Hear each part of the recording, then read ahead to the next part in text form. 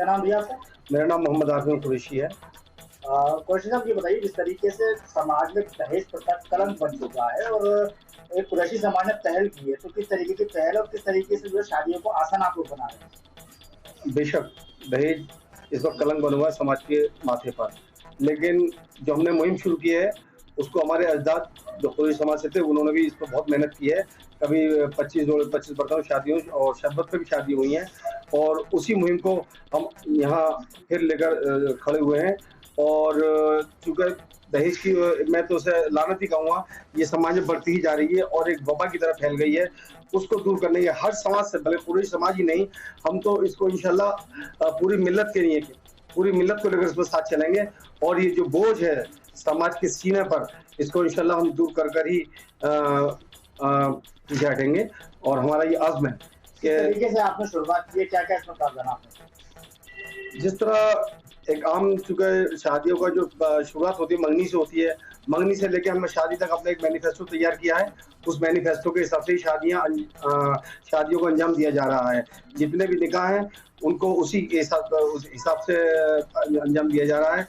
जैसे मंगनी होती थी, मंगनी बहुत बड़ी होती थी, लॉज में होती थी, उस मंगनी को शॉर्ट कर दिया गया है और उस मंगनी को घर पे ले आए हैं कि बेटी वाला अपने घर पर ही मंगनी करेगा, वो किसी सूरत में भी क्लब में या कहीं और मंगनी नहीं करेगा। जिससे कि उसके बहुत बड़े पैसे की बर्बादी होती थी। उसको घर पे ले आए हैं। पहले ला-तादाद लोग बुलाया करते थे मंगनी के लिए लोगों को। अब अल्लाह का शुक्र है 10 औरतें हैं, 15 मर्द हैं और उनका जो लेन-देन है, वो भी बहुत ज़्यादा मुख्तसर कर दिया गया है। अच्छा, जिस तरीके से ये तो मंगनी की आपने बात बताई, जिस तरीके से शादी में दिए जाने वाले दहेज को आप रोकने का प्रयास कर रहे हैं, वो किस तरीके से आप लोग? हाँ, दहेज का ये है कि जो एक ज़माने से चला आ रहा है इसलिए ये मसला और एक वबा की तरह पूरे सिस्टम में ये पेवस्त हो गया है दहेज। इसलिए इसको पहले हमने शुरुआत ये की है कि दहेज खुल के जाया करता था। जिसकी बाकायदा आपने भी देखा होगा सड़कों पर डिस्प्ले हुआ करता था, उसकी नुमाइश हुआ करती थी। उस नुमाइश को हमने ख़त्म कर दिया है। इसमें हमारे सदर मोहतरम जनाब ज़हीर ठेकेदार कुरैशी साहब का भी बहुत बड़ा योगदान है कि उन्होंने बहुत मेहनत की है इसमें और उन्हीं के ताउन से हम आज इस मकाम पर पहुँचे कि अल्लाह का शुक्र है कि दहेज अब खुलकर नुमाइश होकर कहीं से भी नहीं जाता।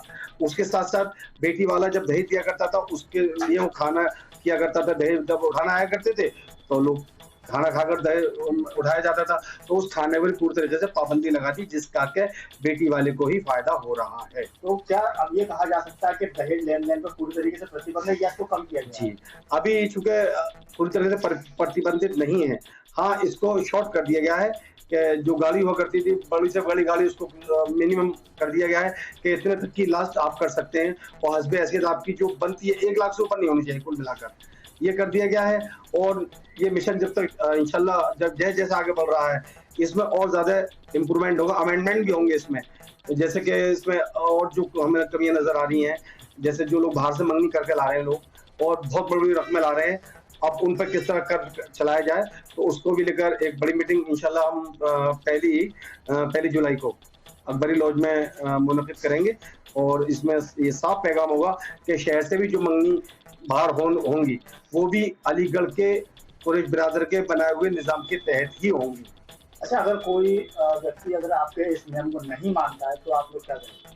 देखिए वैसे तो सबको मानना चाहिए क्योंकि सभी का फ़ायदा है इसमें। लेकिन फिर भी हो सकता है एकाध शख्स, एकाध परिवार ऐसा हो, लेकिन वो भी बिरादर से बड़ा नहीं होता, वो भी समाज से हटकर नहीं जा सकता। अगर वो कोई खिलाफ़-वर्ज़ी वहाँ नज़र भी आती है, तो उसको बाकायदा बुलाया जाता है पंचायत में और फिर उससे जो भी माफ़ी-तलाफ़ी उसको अपने अगर किए हुए शर्मिंदगी होती है, तो उसको उस तरह भी निपटाया जाता है।